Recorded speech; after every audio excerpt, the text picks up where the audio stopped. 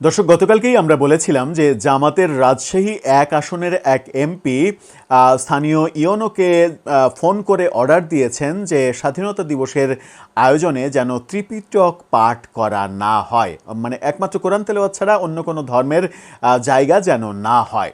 সেটা নিয়ে আমরা আলোচনা করেছিলাম এবং মহান মুক্তিযুদ্ধের যে আদর্শ, সেই আদর্শ কি সেটা বোধহয় তারা ভুলে গেছেন। তারা মানে গিলে খেয়েছেন এবং গিলে খেয়েছেন বলে তারা এই দেশটাকে ধর্মভিত্তিক দেশ হিসেবে প্রতিষ্ঠিত করতে চান। এবার আর একজন রাজশাহীর ওই খবরের পরে এবার আমরা দেখছি চুয়াডাঙ্গা থেকে আর একজন জামাতের এমপির খবর আসলো এবং মানে স্বাধীনতা দিবসের আয়োজনে নাটিকা প্রদর্শিত হয়। সেই নাটিকায় রাজাকার চরিত্র থাকার কারণে তেলে বেগুনে জ্বলে উঠলেন এবং মানে সেটাতে বাধা দিলেন, বাধাগ্রস্ত হলো। এই ঘটনাগুলো ঘটলো, অর্থাৎ রাজাকার চরিত্র থাকা যাবে না নাটকে। মেটিকুলাস এই ডিজাইনে ব্যাপারগুলোকে রিসেট বাটন টিপে ডিলিট করে দিতে হবে। 1971 সালে রাজাকার বাহিনী বলে, আলবদর আল শামস বাহিনী বলে কোনো কিছু ছিল না। সেই ইতিহাস আমাদেরকে ভুলে যেতে হবে, সেরকম বক্তব্যই বোধহয় দেওয়ার চেষ্টা হচ্ছে। ব্যাপারটা যদি এরকম হতো, মানে আজকে যে অবস্থা, এমপি হয়ে মানে ক্ষমতায় না গিয়ে এমপি হয়ে যে দৃষ্টান্তগুলো স্থাপন করা হচ্ছে, তাহলে মানুষ কি বুঝবে? মানুষের কাছে তাদের পক্ষ থেকে কি মেসেজ যাচ্ছে? মেসেজটা কি এটা যাচ্ছে না যে আপনারা ক্ষমতায় আসলে দেশটাকে কোন পথে নিয়ে যেতেন, কোন আদর্শের পথে নিয়ে যেতেন? তাতে কি তাদের রাজনৈতিকভাবে লাভ হওয়ার সম্ভাবনা রয়েছে? চলুন একটু সেই আলোচনা করে দেখি যে কতটা লাভ হতে পারে তাদের এই কর্মকাণ্ডগুলো করে। কি ঘটলো চুয়াডাঙ্গায়, সেই আলোচনাই করবে এই ভিডিওতে। থাকবেন পলিটিক্স টিভির নিয়মিত আয়োজনে।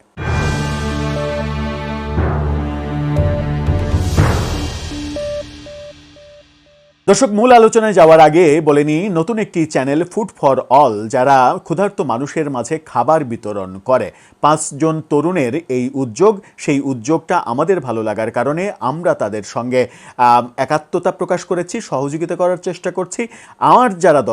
আমাদের যারা দর্শক, সেই দর্শকদের প্রতি বিনীত অনুরোধ জানাচ্ছি, ডেসক্রিপশন বক্সে লিঙ্ক দেওয়া থাকবে, সেই লিঙ্কে ঢুকে অন্তত চ্যানেলটা সাবস্ক্রাইব করে তাদেরকে যদি অনুপ্রেরণা দেন, উৎসাহ দেন, ক্ষুধার্ত মানুষকে খাবার দেওয়ার এই মহতি আয়োজনটা সারা দেশে যদি ছড়িয়ে পড়ে, প্রত্যেক সামর্থ্যবান মানুষ যেন অসহায় মানুষকে এক মুঠো খাবার দিয়ে সহযোগিতা করে পাশে দাঁড়াতে পারে, এই মহতি কাজের পাশে আপনার অনুপ্রেরণা তাদেরকে উৎসাহিত করবে। চলে যাই মূল আলোচনায়। বলছিলাম চুয়াডাঙ্গার ঘটনা। চুয়াডাঙ্গায় রাজাকার চরিত্র কেন নাটকে, মানে সেই নাটকে কেন থাকবে এই প্রশ্ন এবং সেটা বাধা দেয়া ঘটনাগুলো ঘটেছে। কি বলছে গণমাধ্যম? ইনকিলাবের শিরোনামটা দেখে নিন। সেখানে বলা হচ্ছে, স্বাধীনতা দিবসের নাটকে রাজাকার চরিত্র নিয়ে জামাত এমপির বাধার অভিযোগ। তিনি বাধা দিয়েছেন, রাজাকার চরিত্র থাকা যাবে না। কি বলছেন সেখানে? এই বাধার অভিযোগের প্রেক্ষাপটে বলা হচ্ছে যে চুয়াডাঙ্গার আলমডাঙ্গায় মহান স্বাধীনতা দিবসের অনুষ্ঠানে মঞ্চস্থ একটি নাটকে রাজাকার চরিত্রে অভিনয় নিয়ে জামাত নেতার বিরুদ্ধে বাধা দেওয়ার অভিযোগ এসেছে। জামাত ইসলামী মনোনীত চুয়াডাঙ্গা 1 আসনের সংসদ সদস্য মাসুদ পারভেজ রাসেলের বিরুদ্ধে এই অভিযোগ। বৃহস্পতিবার অর্থাৎ মহান স্বাধীনতা দিবসে সকাল 9টার দিকে আলমডাঙ্গা উপজেলা পরিষদ মাঠে স্বাধীনতা দিবস উপলক্ষে আয়োজিত কুচকাওয়াজ চলাকালে এই ঘটনা ঘটে বলে প্রত্যক্ষদর্শীরা জানিয়েছেন। পরে বিষয়টি সামাজিক যোগাযোগ মাধ্যমে ফেসবুকে ছড়িয়ে পড়লে ব্যাপক সমালোচনার মুখে পড়েন তিনি। প্রত্যক্ষদর্শী ও ভিডিও সূত্রে জানা যায়, দিবসটি উপলক্ষে সকালে আলমডাঙ্গা উপজেলা প্রশাসনের আয়োজনে কুচকাওয়াজ অনুষ্ঠিত হয়। এতে বিভিন্ন প্রাথমিক এবং মাধ্যমিক বিদ্যালয়ের শিক্ষার্থীরা অংশ নেন। কুচকাওয়াজ শেষে মুক্তিযুদ্ধভিত্তিক একটি নাটক মঞ্চস্থ করা হয়, যার শিরোনাম ছিল মুক্তিযুদ্ধের গল্পে রাজাকারের পাঠ। নাটকে রাজাকার ও রাজাকারের সহযোগিতার চরিত্রে অভিনয় করার কথা ছিল আলমডাঙ্গা ব্রাইট মডেল স্কুলের কয়েকজন শিক্ষার্থীর।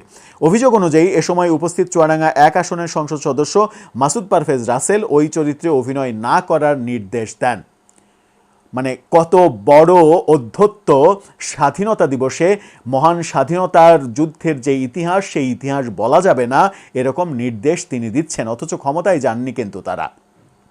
এ বিষয়ে ব্রাইট মডেল স্কুলের এক শিক্ষার্থী যেটা বলেন, অভিযোগ করে সামাজিক যোগাযোগ মাধ্যমে একটি ভিডিও দেন। সেখানে তিনি দাবি করেন তাদের রাজাকার এবং রাজাকারের সহযোগী চরিত্রে অভিনয় করতে বাধা দেয়া হয়েছে। পরে নাটকের কাহিনীতে পরিবর্তন এনে শিক্ষার্থীদের দিয়ে ভিন্নভাবে উপস্থাপন করা হয়।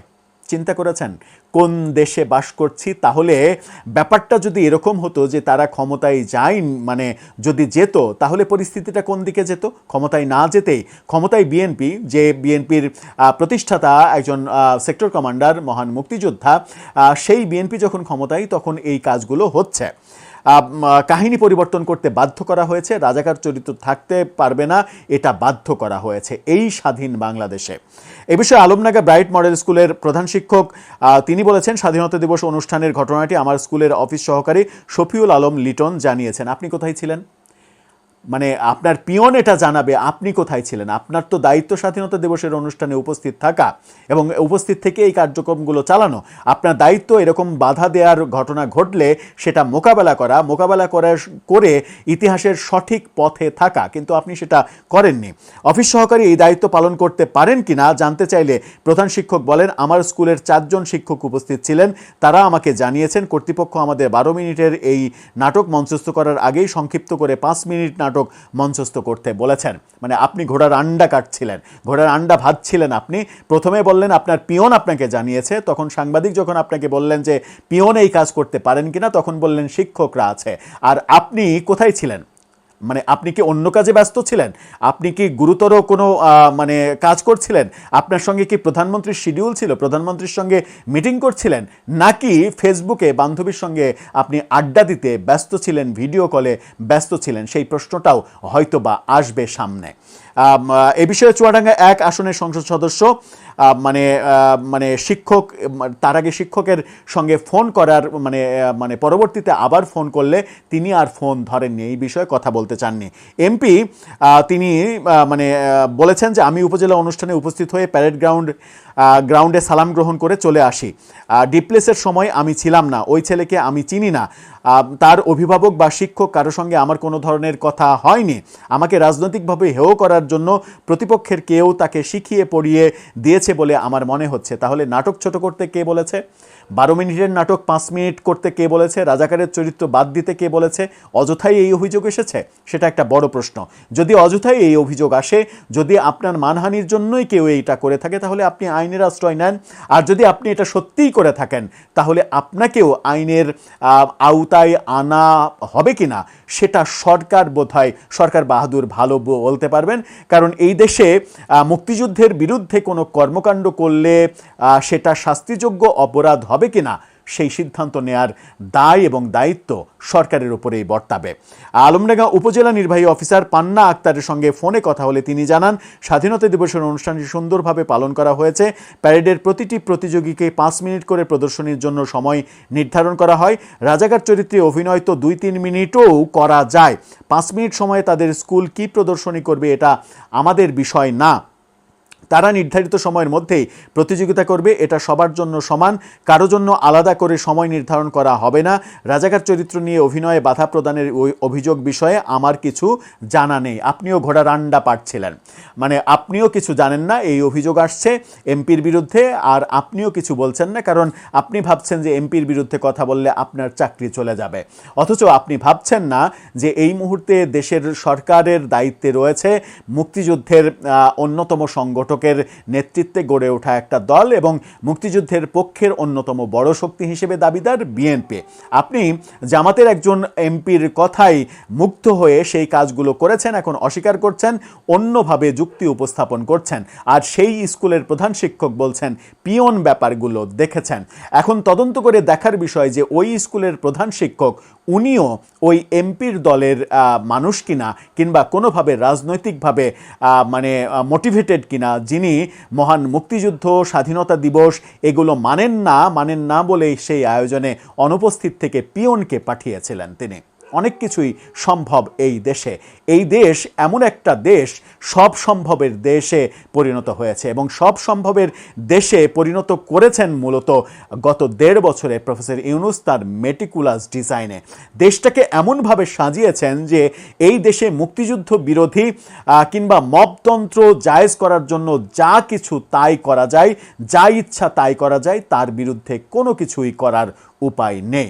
সেটাই বোধহয় দেশের নিয়তি হয়ে পড়েছে। দর্শক, এ ব্যাপারে আপনার মন্তব্য জানিয়ে লিখতে পারেন আমাদের কমেন্ট বক্সে।